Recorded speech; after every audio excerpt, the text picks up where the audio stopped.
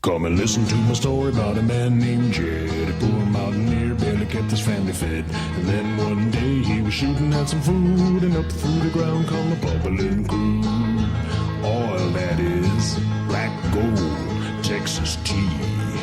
Well, the first thing you know, old Jed's a millionaire. Kinfolk said, Jed, move away from there. Said, California is the place you ought to be. So they loaded up the truck and they moved to Beverly Hills, that is, swimming pools, movie stars, the Beverly Hillbillies.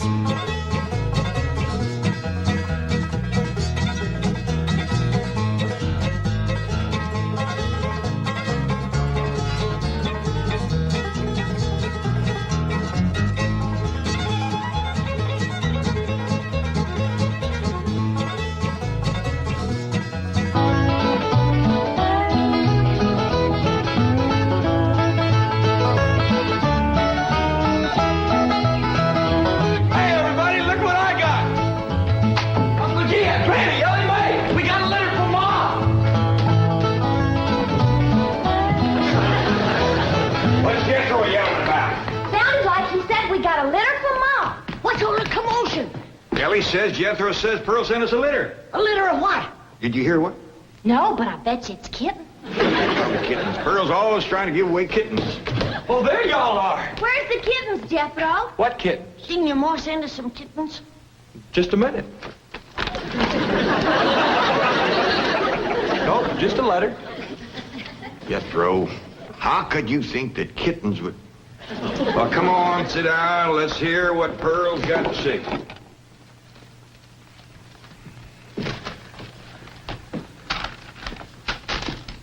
Dear son and kinfolk, I take pen in hand to say we are all fine back here.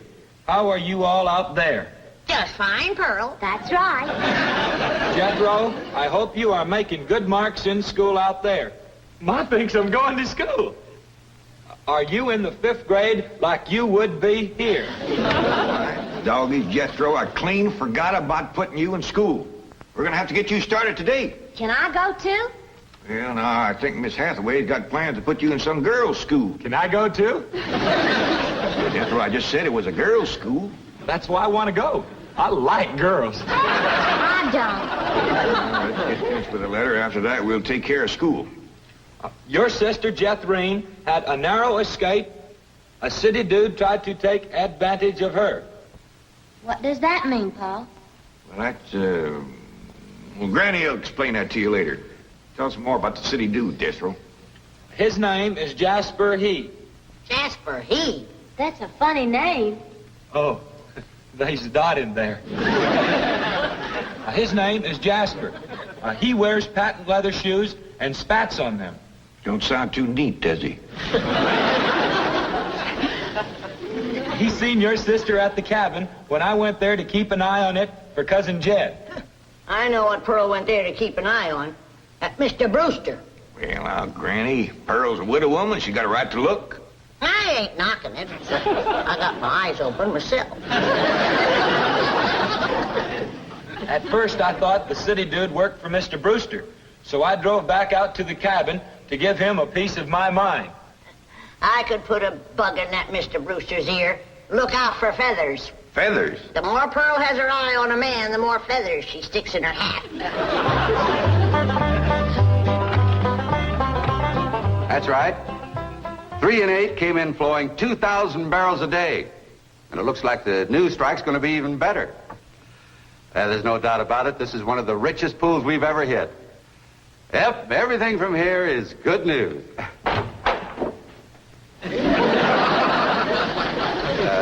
Well, not everything. I'll call you back. Mrs. Bodine, this is a pleasant surprise. Well, thank you. Although you might not think it's so pleasant when you hear what I have to say. Oh? One of them oil fellas working for you has made advances to my daughter. Made advances? Well, what would you call being picked up and carried off by brute force? Well, I'd call that making advances. What's his name? Jasper Depew. Jasper Depew. I ain't seen him myself, but from what Jethro tells me, he's a pretty slick article. Well. Oh, Mr. Brewster, You don't know how hard it is for two girls living alone like Jethrine and me. You see, my son Jethro's in California with Cousin Jed, leaving us no man to protect us. I'm a widow woman, you know. I guess wherever you have two unattached girls living alone, there's bound to be trouble. Especially when the girls are the kind that men call lookers. Did you say his name is Depew? Jasper Depew. Calls himself Jazzbo. Oh, Jethrine says he's a flashy dresser and a fancy talker and drives a sporty car. Regular big city dude. I guess Jethrine's kind of like me when it comes to tall, handsome city fellas. I'm just putty in their hands. Nope, no one by that name working for OK Oil. You mind if I look? Well, no, go right ahead. I'm bound and determined to find the rascal that trifled with the affections of my sweet, innocent, helpless baby girl. Ma! Jethrine, I thought I told you to stay in the buggy. I seen Jasper Depew coming. Here? Yes'm. Oh, well, thank goodness we got Mr. Brewster to protect us. Oh, there he is. Mr. Brewster throwed his arms around me and helped me in his strong embrace. What's an embrace, Paul? Well, that's when folks kind of twine their arms around one another. You mean like wrestling? It's sort of like wrestling, except they ain't mad. It's like wrestling for fun. Yeah, I reckon you could see that. Go on, Jethro. Then we heard a knock on the door, and we knowed it was Jasper He. Better look for that dot again. Oh, yeah. We knowed it was Jasper. He was there to get Jethrine. Her beauty had set his heart to burning with flaming desire. What's flaming desire, Paul?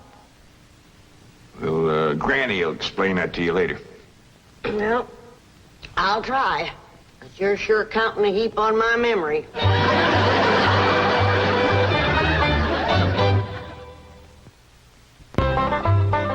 Read on with your Mo's letter there, Jethro. Yeah, it's getting good. One city fella's got his arms around Aunt Pearl, and another's waiting at the door to grab Cousin Jethrine. My only thought was to save my daughter, so I tore loose from Mr. Brewster's embrace. I saw Jethrine heading for the door, so I quick throwed myself betwixt my child and danger. Sweet innocent Jethrine, not knowing better, let that rascal in. He went right to sweet-talking in a voice smoother than fresh churned butter. Hello again, you great, big, beautiful lump of sugar. I brought you something all the way from Eureka Springs. Genuine orchids growed in a hothouse. And this lovely young girl must be your sister. I'm her ma. No. Yeah. Well, for Jethrine's beautiful mother, a little gift of genuine French imported perfume all the way from Paris, France. Oh, well, you had an order. Oh, my goodness. Genuine Paris, France perfume. Look at that French writing on there. That says, "Ah, d'amour." That means, oh, love. Ain't he a sport, Ma? And for Jethrine's handsome father, a genuine cigarette case. Silver. Thank you, but I am not Jethrine's father. No, Mr. Brewster ain't my husband. He's just a friend. Well, any friend of Jethrine's beautiful mother is a friend of mine. It's from old Mexico and hammered out of solid silver by the Aztecs Indians hundreds of years ago. Well, that brings up an interesting question. Why would the Aztecs make cigarette cases when they had no cigarettes? That is an interesting question. I'll have to ask some of my Aztecs friends about that. Hey, Dog. Remember Ain't She Sweet? Well, I've read... Hey, what happened to your orchids? Nothing. I ate 'em already. You mean you ate all them expensive orchids? Ma, you should have spoke for one. They wasn't very filling. Ain't she sweet? From her head down to her feet. And that's a long way. But I ask you very confidentially, ain't that baby sweet? ain't she large? But she gives me such a charge. I ask you very confidentially, ain't that baby large? She stretches out in all directions. I'm in a shout. Lord, that's perfection. Are you with me? Ain't she keen? Well, that's the most I've ever seen. And I'm here to tell you I'm her ding-dong daddy, and she's my queen. And she is king-size, my Jethrine. A lots of mama, my Jethrine. She carries me away.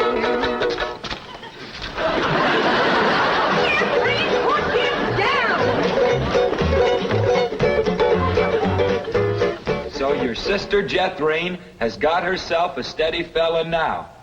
He says he is going to ask for her hand someday.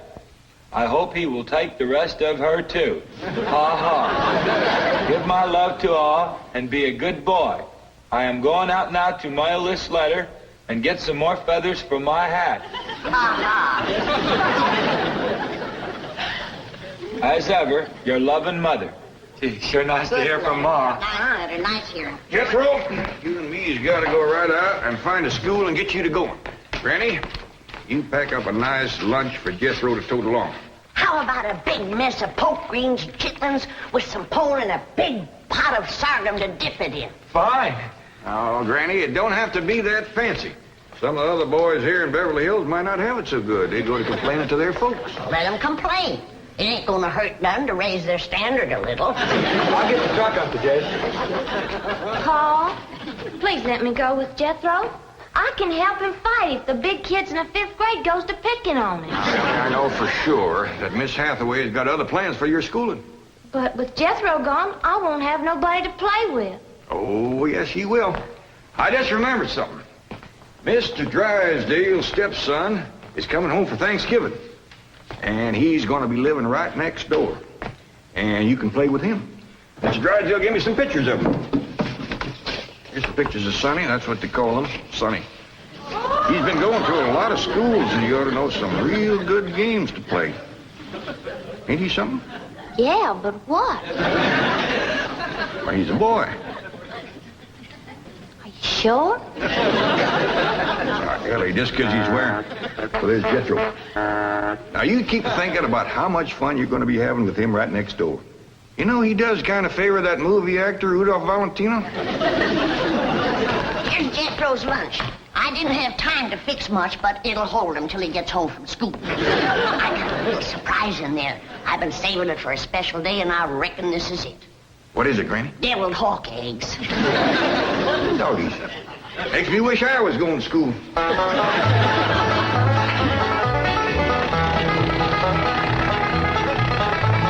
School, all right.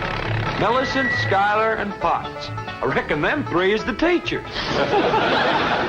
3 teachers. Must be awful big school. I'll say. Well, let's go in there and get you started. There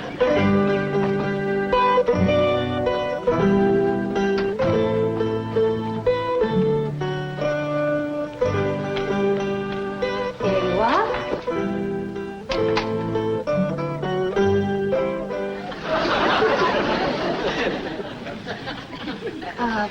May I help you?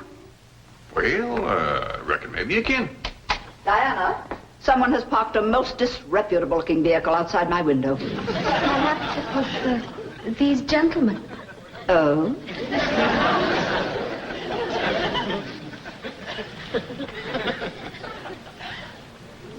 Yes?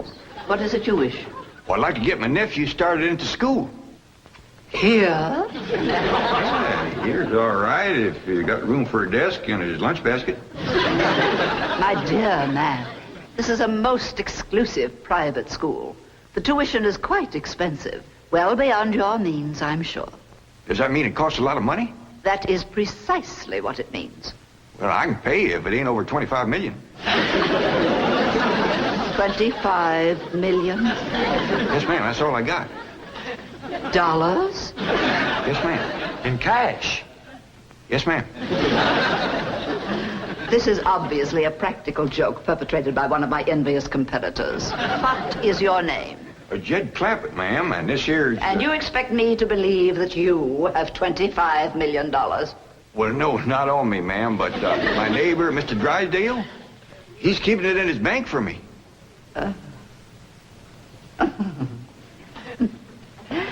Get me Milburn Drysdale at the Commerce Bank. You see, it just so happens that Mr. Drysdale holds the mortgage on this school, so we are very well acquainted. Hello. I'd like to speak with Now, Milburn Drysdale. if you wish to admit that this is a hoax and be on your way, we will forget the entire incident. Otherwise, you may be liable to some sort of action for invasion of private property and impersonating a millionaire. Mr. Drysdale is coming on the line now. Thank you. This is your last chance, Mr. Clampett. My next call will be to the police. Very well. Mr. Drysdale, Millicent Schuyler Potts here. Come in, come in, come in, come in. Thank you, ma'am. Diana, tea for these gentlemen. Croppett? Oh, no, ma'am, Clampett. Diana, use the Spode tea set. Well, sit down, sit down, sit down, sit down. Just the two of us. Ellie Mae and Granny didn't come. Well, do make yourselves comfortable. Mr. Drysdale's exact words to me were, well, never mind his exact words. Apparently he values your friendship greatly, and Mr. Drysdale is a very important mortgage. Ma'am. Now then, shall we talk about your youngster who's entering our 5th grade? What is his name? Jethro Bodine. Bodine? Jethro. No, ma'am. Jethro Bodine. We always put the last name first. Now, male, of course. Yes, ma'am. Just got a letter this morning. Date of birth? December the 4th. Year? No, ma'am. Back home. We only been here a few weeks. Perhaps you should answer the questions for our vital statistics. Now, we need to know the complete birth date, which in turn gives us the exact age. Now, we have December 4th, and judging from the fact that your nephew is entering the 5th grade, I would surmise that the year is, 51 or 52. Am I correct? Oh, Jethro ain't near that old. And in the 5th grade? Why, that's wonderful. Well, perhaps we have a budding genius on our hands. Archie! I'll pour. Oh, Diana, I'd like you to bring me one of our boys' uniforms to show these gentlemen. A 5th grade size. No, on second thought, you'd better make it 3rd grade. He's younger than average. We require that all of our students wear identical uniforms. It makes for less friction that way. Otherwise, the boys of millionaires are apt to be taunted by the really rich. I bet you Jethro will look right good in a uniform. He can't wait to be a soldier. Oh, yes, many a young lad is like that. However, our uniforms do not reflect any militaristic design. No, rather, we strive for something gay, attractive, and smart. Ah, there you are. Charming, isn't it? Now, you take this home and have Jethro wear it when he comes to school in the morning.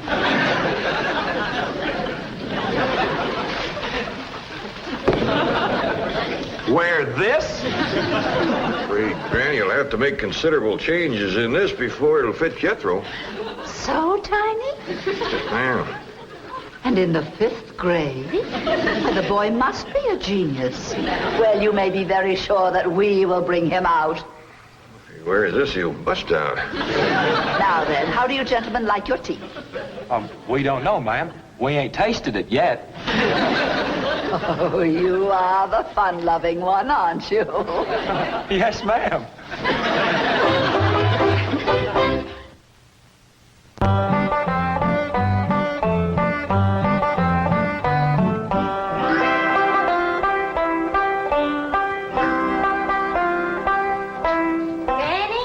Here's Jethro's school clothes. You want me to help let him out? Oh, well, thank you, Ellie, but let's see what has to be done. Maybe they fit him already. That's supposed to be a hat? I reckon so. What's that? Well, Jethro said it stands for Potts. Pots? That's the school he's going to. Pot school. Hell, he'll be learning a good trade. If there's something folks allers needs, it's pots. Jethro can make you some dandy new ones once he catches on to it. Who in the Sam Hill is supposed to wear that? Well, Jethro, I reckon. Jethro couldn't have wore that at 3. Paul said it would take some letting out. Letting out? There ain't enough seams in the whole world to let that out. How's it going, Granny? Are you getting my uniform already? Jethro Bodine? No, Granny. Over to school, it's Bodine Jethro. Ellie Mae, leave the room. Ain't you got no shame running around here in your underpants? Granny, these ain't underpants. They swimming trunks. You wrap that towel around you before I cut a switch. But, Granny, Miss Hathaway says... I don't care who says what. I'll be glad when your ma gets out here to take you in hand and to make you some school clothes. These things ain't never gonna fit. But, Granny, I gotta have these in the morning. It's a rule. All us kids over there's gotta wear these. And that coat, too. Yeah. I sure wish your ma was here with her sewing machine. Pearl's a whiz at making clothes. Now that you're going to be keeping company with Jazzbo Depew, you're going to need some nice clothes. I like the little fella, Ma. I'm glad, Jeffrey. But you got to stop picking him up all the time. He ain't heavy. That ain't the point. It don't look fitting for a girl to run around carrying a fella. All right. I won't pick him up anymore. Till we get married. Why would you pick him up then? To carry him over the threshold. You ain't supposed to carry him. He's supposed to carry... No, that's ridiculous. I declare, I don't know how I'm going to keep you in clothes the way you're shooting up. I start a new outfit, and by the time I get it stitched together, you've outgrown it. My new shoes is already too tight for my feet. Oh, them feet. If they get any bigger, you're going to have to go outside to turn around. My feet ain't as big as Jethro's. Well, of course not. He's a boy. Just think, your brother Jethro's going to school in Beverly Hills, California. Yeah. I'm homesick for to see him, Ma. Me too, Jethro. I'll bet your rich Uncle Jed has Jethro duded up like one of them actors in movie pictures.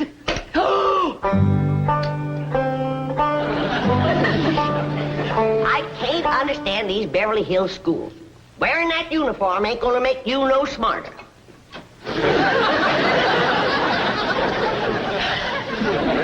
Miss Potts said I had to wear it this morning. And she's the boss teacher.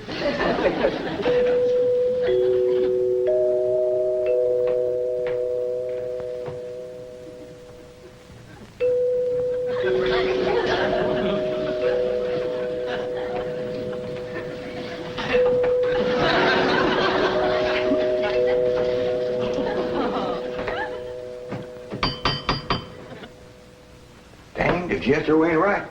Every time that music plays, somebody comes to the door. Good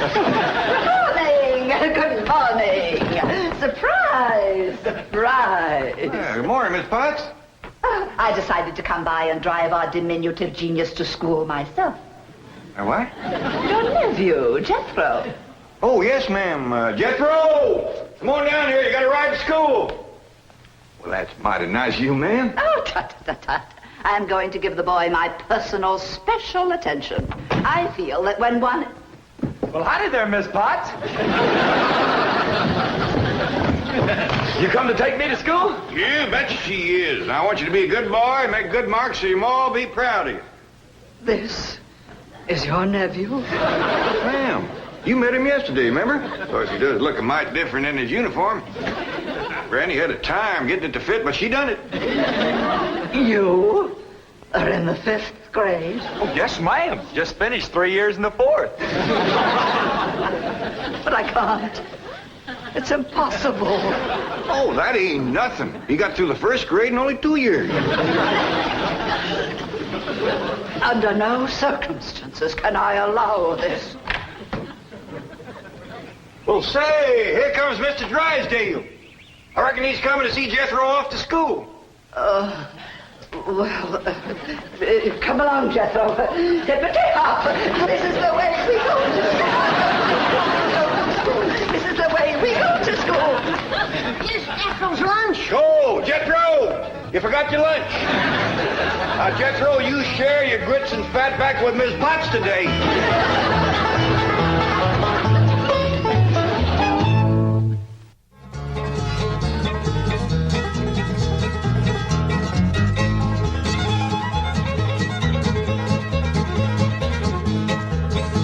Well, now it's time to say goodbye to Jed and all his kin. They would like to thank you folks for kindly dropping in. You're all invited back next week to this locality to have a heaping helping of their hospitality. Hillbilly, that is. Said a spell. Take your shoes off. Y'all come back now, here.